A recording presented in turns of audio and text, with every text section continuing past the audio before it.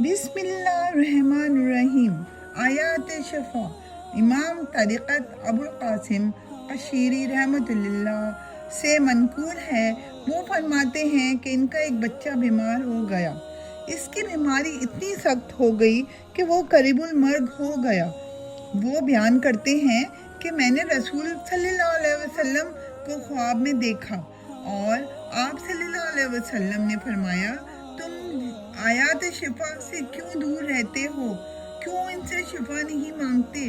میں بیدار ہو گیا اور اس پر غور کرنے لگا تو میں نے ان آیات شفا کو قرآن میں 6 جگہ پایا۔ وہ یہ ہیں: نمبر 1، وَيَشْفِ صُدُورَ قَوْمٍ مُؤْمِنِينَ۔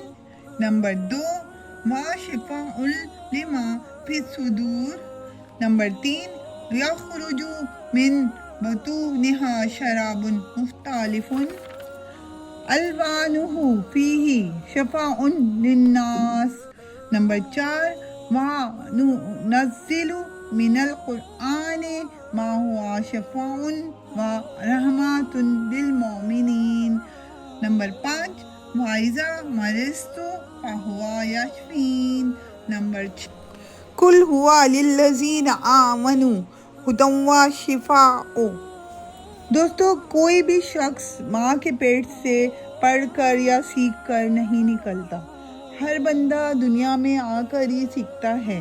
اور دوستو، اگر مجھ سے کوئی غلطی ہو گئی ہو تو مجھے معاف فرما دیجیے گا، اور میرے چینل کو لائک کیجیے گا، سبسکرائب کیجیے گا، شیئر کیجیے گا، اور میری اس چھوٹی سی کوشش کو جو میں کرنا چاہ رہی ہوں کہ سب تک پہنچ جائیں میری یہ چھوٹی چھوٹی باتیں، تو پسند آئیں تو ضرور سبسکرائب اور لائک اور شیئر کیجیے گا۔